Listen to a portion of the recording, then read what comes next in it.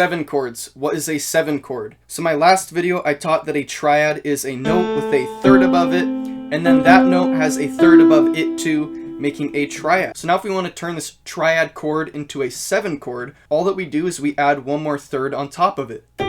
Okay, so let's do a quick review of what a triad is and then build a seven on top of that. So right here on the right hand side in this yellow where it says seventh, I have basically a little key here for you to look at while I'm showing you on my piano. So I'm going to have A as my first note. It's going to be my 1. And as you can see, the yellow notes are going to be highlighted. Those are the ones in the chord. The notes that are not highlighted, those are not in the chord. They're in the middle of the chord, just to kind of show you what's going on here. So if I start on that A and I want to build a third, I'm going to go up from that 1, which is my A, 2, 3. I'm going to create a third on my C.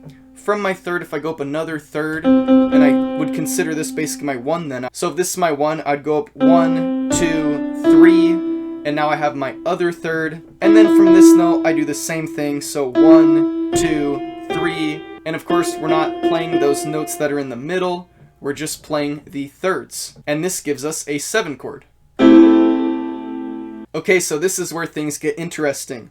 We can have a major triad, we can have a minor triad, we can also have a diminished triad, we can even have a augmented triad, and this is the interesting part. So now if we have an A and we want to build a seventh from that, we could build a major seventh, we could also build a minor seventh. And since a diminished means that it is one semitone from the state of being minor, if we have a diminished seventh, we'd take that minor seventh, we'd go down one semitone.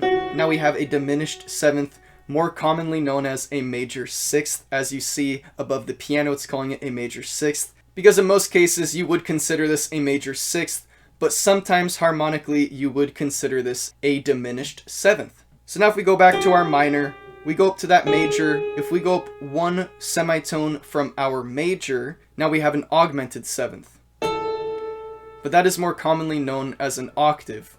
But sometimes in harmony, you'd be thinking about this as an augmented seventh. Okay, so now if we take our triads that are in the form of major, minor, diminished, and augmented, we can see if we start adding sevenths on top of this like I just went over, we could add a major seventh to any of these, we could add a minor seventh to any of these, we could also add that diminished seventh to any of these, and we could also have that augmented seventh from any of these.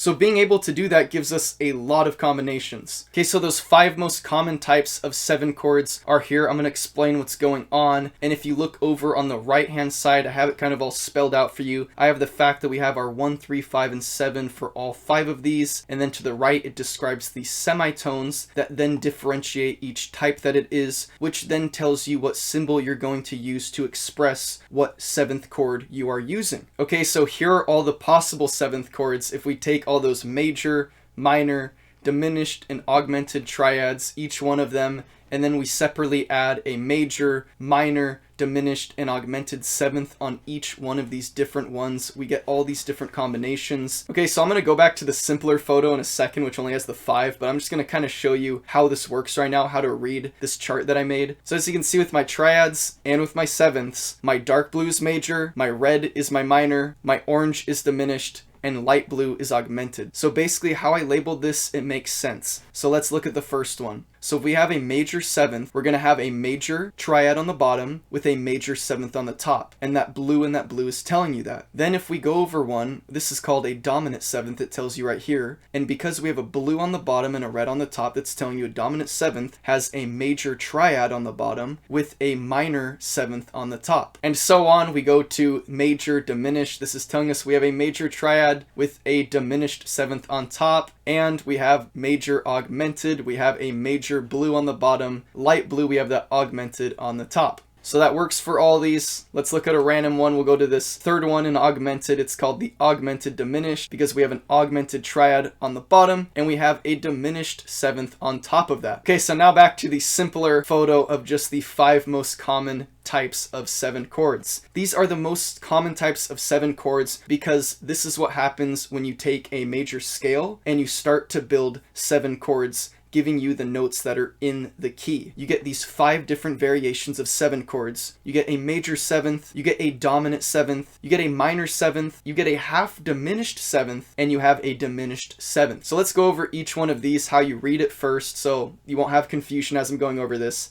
And then I'm going to show you on the piano so we can make more sense of this. And remember, there's that key here on the right, which is going to show you the semitones that you're able to use, which tells you the type and the symbol, but probably the most important is it's going to show you these semitones. So to read this, our 1 and our 3 has 4 semitones in between it. The 3 and the 5 has 3 semitones in between it. And since there's a 4 on the bottom and a 3 on top, that means a major triad. So major triad is here. And then since the 7th is just added on top of that, we see from our 5 to our 7 is a major 7th with those 4 semitones giving us a major 7th. That's all going to be explained throughout this video, but I just kind of want to show you how to read this key. Okay, so let's go here. Let's look at major 7 again. So again, there's blue on the bottom, blue on the top. So major 7th means that we have a major triad and we have a major 7th and we put them together and now we have that major 7. While if we go over one, you can see the dominant 7 has a major triad on the bottom, but then it has a minor 7th on top of that.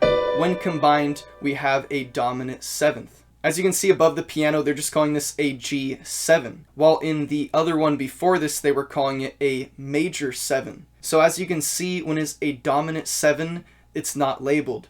So if you just have a chord that is a A7, B7, A flat 7, whatever it is, if it just has a note and then a 7, you know that it's going to be your dominant, which means you have your major triad and then your minor 7th on top of that.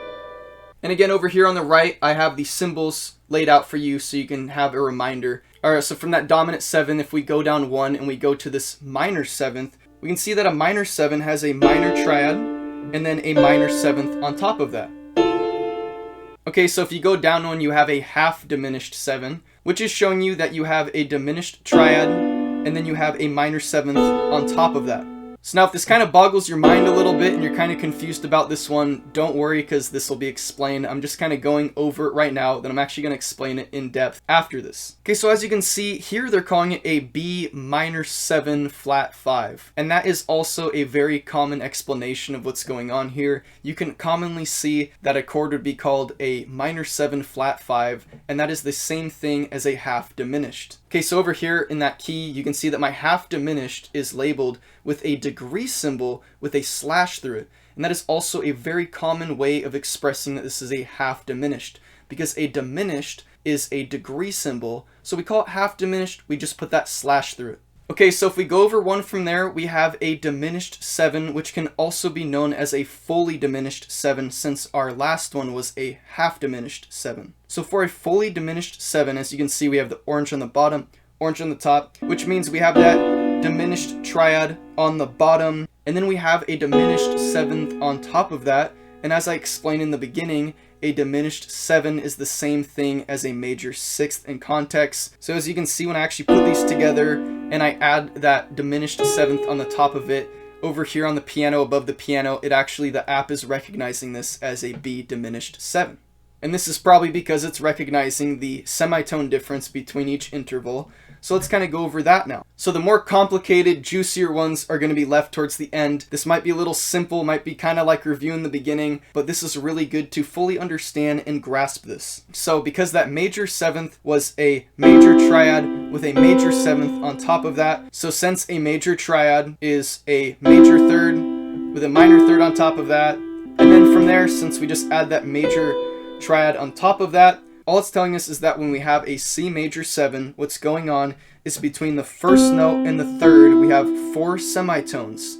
Between that 3rd note and the 5th note, we have 3 semitones, making it major. And then from that 5th note, we go up to that 7th note, our 4 semitones from that 5th note. So again, that's just telling us we have 4 semitones here, 3 semitones here, 4 semitones here, and when you put them all together, you create a major 7. Okay, so next, dominant 7th. So the dominant 7th was just telling us that we have a major triad on the bottom, we have that minor 7th on top. So in other words, that's telling us that from our first note to our 3rd, we have 4 semitones. From that 3rd to the 5th, we have 3 semitones, and then from that 5th to our 7th, we have another 3 semitones. So it is a pattern of 4, 3, and 3. That creates your dominant 7th chord. So with this, you could be on any note on the piano. Okay, so now I'm going to show you one with a bunch of flats just to kind of show you it doesn't matter if you have flats, sharps, or what notes you're using. It just matters about these semitones. Okay, so if I take an E flat and I go up 4 semitones, I'm going to go to a G. If I go up 3 semitones, that's going to give me a B flat. And if I go up another 3 semitones, that's going to give me a G flat. And that's going to give me an E flat dominant 7th chord. And again, it's labeled just as E flat 7. There's nothing telling us major, minor, or anything. So that's how we know when it's a 7th chord and it's not labeled with anything. It's a dominant 7th chord. Okay, next the minor 7th. Since a minor 7th is just that minor triad with a minor 7th on top of that. Okay, so that's just telling us from our 1 to our 3, we have 3 semitones. Then from our 3 to our 5, we have 4 semitones, making it that minor triad. Then from that 5 to the 7, we have another 3 semitones, making this whole chord a minor 7th chord. So in other words, it's a pattern of 3 semitones, 4 semitones, and then 3 semitones again. And for any of these, major, minor, diminished, or augmented, it's the same thing. You can use any notes in combination. It's just the semitones that make it the quality that it is. So now let's go down one to our half diminished 7, or in other words, our minor 7 flat 5. And before I tell you the answer, can you guess why it's called a minor 7 flat 5? Well, I'm going to give you the answer right now. Okay, so let's first talk about the semitones here. So of course, if you have your half diminished 7, you're going to have a diminished triad, and then you're going to have a minor 7th on top of that. Okay, so let's look at these semitones. So we're going to start on B. So from our 1 to our 3, we're going to have 3 semitones, a minor 3rd. And then from our 3 to our 5, we're going to have another 3 semitones, another minor 3rd. So there's our diminished triad. Okay, so let's first think about the flat 5. So in context of a 7, a lot of times you'd be calling a half diminished 7 chord a minor 7 flat 5. Well, let's look at why. If we took this diminished chord and we added 1 semitone to the 5th, in other words, sharpening the 5th, now we have a minor triad. And from that minor triad, if we added that minor 3rd on top of it, or in other words, a minor 7th from that first note, then as you can see, we have a B minor 7. But let's look at what happens when we take this minor 7th chord and we lower the 5th, or we flatten the 5th. Okay, so we have a minor 7th, and now we have a minor 7th flat 5. So all that it's describing is that a lot of times people think of this as it sounds to them like a minor 7th with a flat 5 in it, instead of thinking about it as a half diminished. Different people will call this different things, so it's probably good to know both. Okay, so let's go over semitones here to really figure out what's going on here. So from that 1 to our 3, we have 3 semitones. From that 3 to our 5, we have another 3 semitones. And then from the 5 to the 7, there's 4 semitones, which makes it the half diminished. And this is kind of where the red flags go off in my head of confusion, because I'm thinking, wait, I just built a minor 3rd, I did another minor 3rd, okay, I have my diminished triad, and then I put a major 3rd on top of that, you see? So it's a major 3rd compared to the 5, but we've got to realize that a diminished triad is kind of a weird thing. Because normally when you have a major triad, or if you have a minor triad, you're going to have a variation of 4 semitones on the bottom, 3 semitones on the top, or vice versa.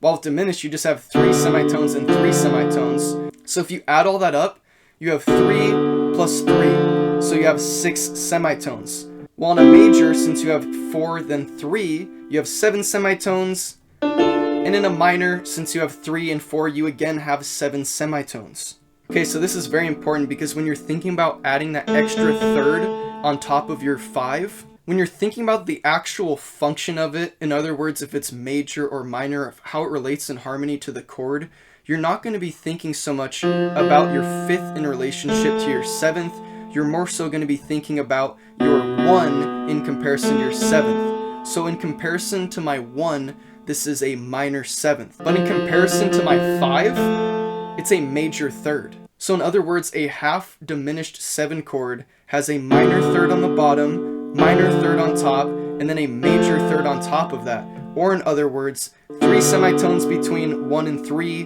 3 semitones between 3 and 5, then 4 semitones in between 5 and 7. Okay, so that is really good to understand for this next one here, because this next one here we have that fully diminished 7. And to understand why it's called a fully diminished 7, what I just taught you will really help you understand this. Okay, so let's look at what's going on here. From that 1 to our 3, we have a minor third. From that 3 to our 5, we have another minor third. So of course we have that diminished. Then from our 5 to our 7, we have another minor third.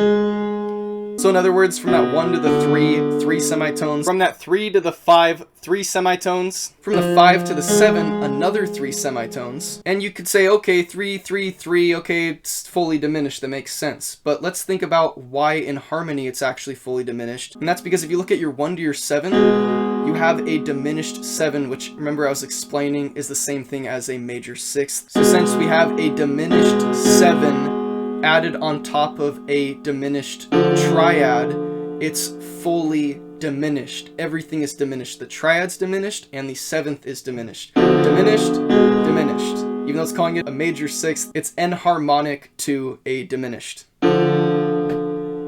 Okay, so now that I went over all the common types, let's kind of go over these least common types, and this will probably just help us kind of remember what's going on here, wrap our head around 7ths, and then maybe give us some ideas about some different chords that are maybe not so commonly used. Okay, so first we're going to start on this major line. We already did the major 7th, we already did the dominant 7th. Okay, so as I explained, I used those 5 most common types of 7 chords because those are the 7 chords that you get when you take a major scale. You use those notes in the key and you start to build 7th chords using all the notes in the key. So what that means is that these other chords that I'm about to show you would be chords that would be non-diatonic. In other words, not every note that's going to be in this chord is actually going to fit in the key you're using, but that'll be saved for another video. As well as I will have a video explaining creating triads in a major scale, and then I'll have one about creating 7ths in a major scale, and I'll walk you through it. And then you can understand why when we build these scales, we have the certain things like major and minor and diminished and whatnot. And we can understand, okay, so which chords in a key are going to be major, minor, and all that. And you can actually understand all that very simply. So those will be the sequels to this video. Okay, so now let's get into it. We're going to go over 1 to the right of this dominant 7th here, and we're looking at the territory of a major diminished, which as you can see with the dark blue, it's showing us that we have a major triad on the bottom. Then above that in orange, it's telling us that on top of that major triad, we have a diminished 7th. In other words, a major 6th. We go over to the right one more, and we have a major augmented. So we have a major 3rd, and then on top of that, we have an augmented 7th. In other words, a perfect 8th, or an octave. And again, in certain contexts, this could be considered as a major augmented 7th chord. Although here they're just calling it an F major chord because we have an F major chord with an octave on top of it. So essentially, there's just 2 F notes being played. And just to explain this so you don't have any confusion, you might say, wait, that's not a 3rd, that is a 4th away. Well, technically, the note that you're looking at on the piano is technically a 4th away. But if we're thinking about this as an augmented 7th, we're not going to be thinking about this note as an F. We're actually going to be thinking about it as an E sharp. Our E is here, and if we go up 1 semitone from our E, we could call this note an E sharp, even though normally we call it an F, because technically it is 1 semitone above an E. So if you see someone saying E sharp ever, know that they're saying the note F, but they're speaking in enharmonic terms, calling it an E sharp. Okay, this next one is probably my favorite, because out of all these not so commonly used 7th chords, this one probably is the most common one, and that is a minor major 7th. This has a very interesting sound to it. Because your minor kind of has a very nice harmonious sound to it, and then when you add the major minor 7th, there's something kind of going on there, a little extra dissonance. Okay, so as you can see here, the minor major 7th chord is consisted of a minor triad on the bottom, and then you have a major 7th on top of that. In other notes, from your 1 to your 3, you have 3 semitones. From your 3 to your 5, you have 4 semitones. Then from your 5 to your 7, you have another 4 semitones. Okay, we go over one. We already went over what a minor 7th is. That's a minor triad with a minor 7th on top of it. Let's go over one more from there, and we have a minor diminished 7th. So you're probably getting the hang of this here, but it's, just good to kind of go over this. And as I'm going over the semitones thing, it'd be good for you to kind of do this with me and try to guess it before I say it to kind of review all this. Little things like that will just kind of really imprint this in your brain for good. Okay, so we have that minor diminished. So let's think about that. So we have a minor triad on the bottom. Then we have a diminished seventh on top of that, which they're calling a major sixth here. And so technically this is a minor diminished chord, but they're calling it an A minor sixth because in all other words, it's a minor chord with a major sixth on top of it, which would commonly be known as just an A minor sixth. But in maybe some more complex harmony, you'd be thinking about this as a minor diminished chord. Okay, so with a minor diminished 7, it's kind of weird because if you count these semitones, since you have a diminished 7, it kind of creates a weird gap in the end. So in terms of semitones between the 1 and the 3, we have 3 semitones. Then between the 3 and the 5, we have 4 semitones. Then from that 5 to our 7, we only have 2 semitones. So a minor diminished 7th chord is the pattern of 3 semitones, 4 semitones, and then 2 semitones. Okay, next we go over to the right one more. We have minor augmented. And as you can see, you have a minor triad on the bottom, then you have an augmented 7th on top of that, which is commonly known as an octave. So your minor augmented is in reality just a minor chord, and then an octave from that first note on top of it. Okay, so now let's go to our next one. We're going to go in this diminished column. We're going to go to our first one. We have a diminished major. Okay, so you're probably just thinking, well, that's just a diminished triad with a major 7th on top of that.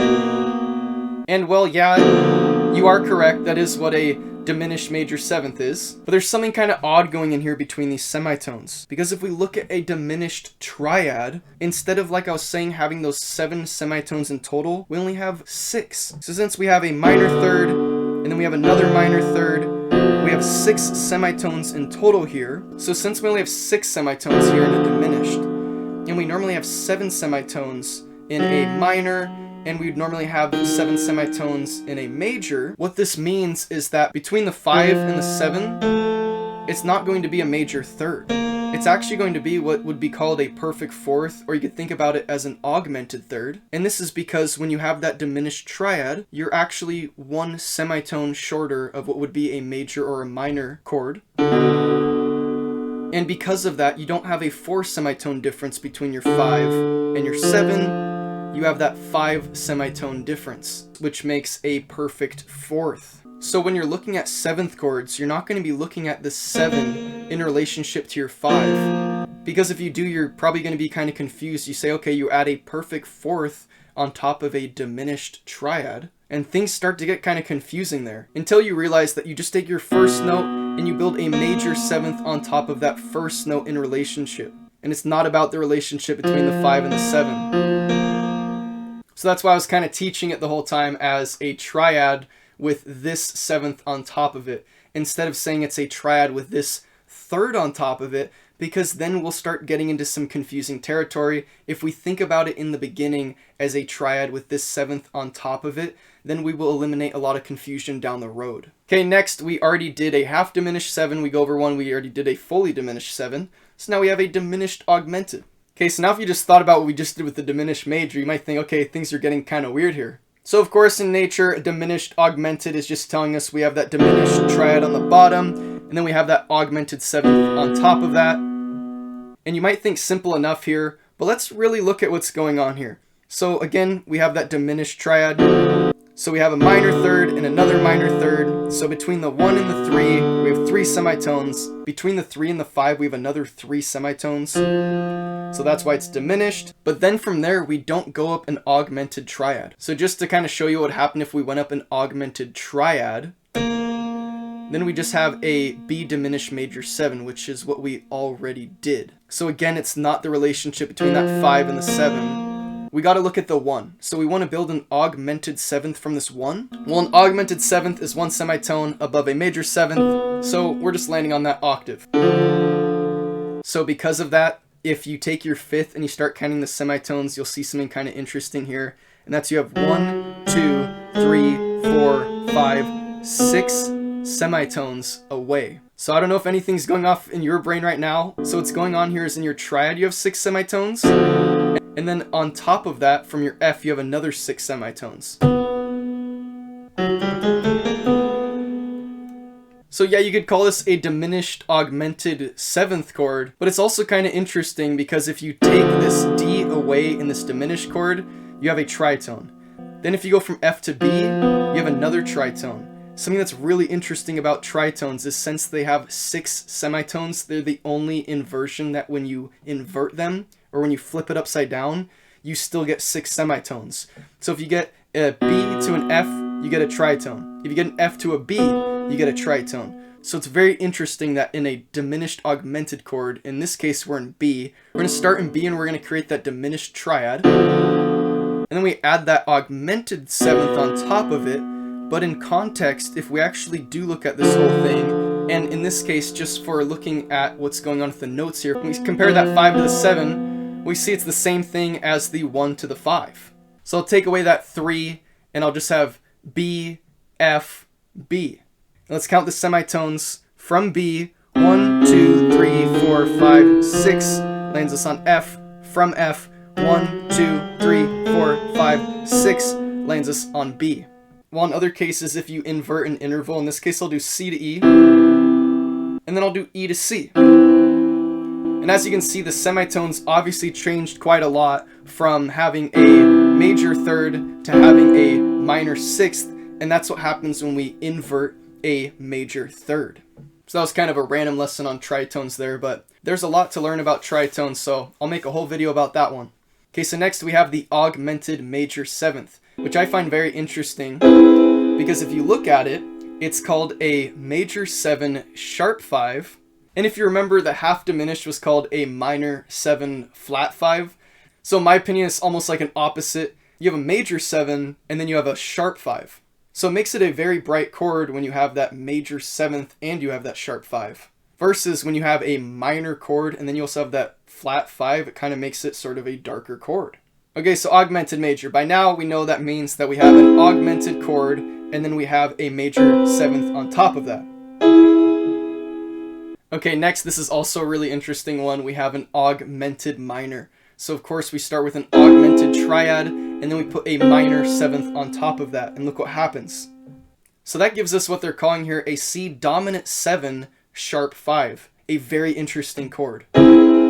Since we augmented that major triad, when we go to that minor 7th, now there's only a 2 semitone gap in between our 5 and our 7. As you can see, that A flat, 1, 2, we have that B flat, augmented minor. Okay, so this next one hopefully scares you a little bit. It scares me a little bit. We have an augmented diminished 7 chord. And here they're calling that A minor major 7th over C chord. Wow. So I'm not going to get over to what the blank over blank chord means in this video. If you are curious, look up what slash chords mean. I'll have a video on that at some point. Okay, so since we augmented our triad, and since we diminished our 7th, when you put this all together, you see that between the 5 and the 7, there's a 1 semitone difference, creating a minor 2nd, which is a very dissonant tone.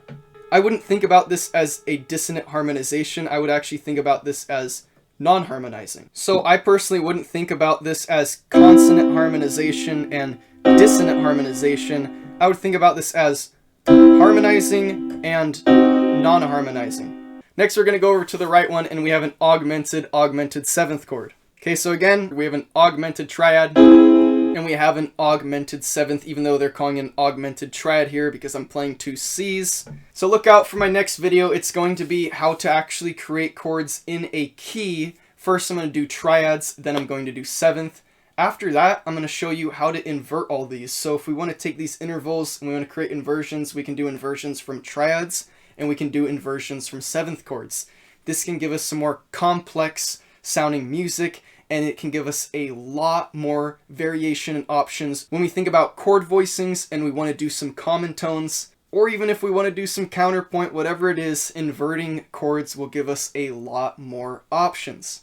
So the last thing I'll say is that in this key you can see that I summarize the fact that if you have a major 7 all added together, you have 11 semitones in all. while your dominant 7th, minor 7th, and your half diminished 7th have 10 semitones. So each one of them have 10 semitones, just arranged in a different order.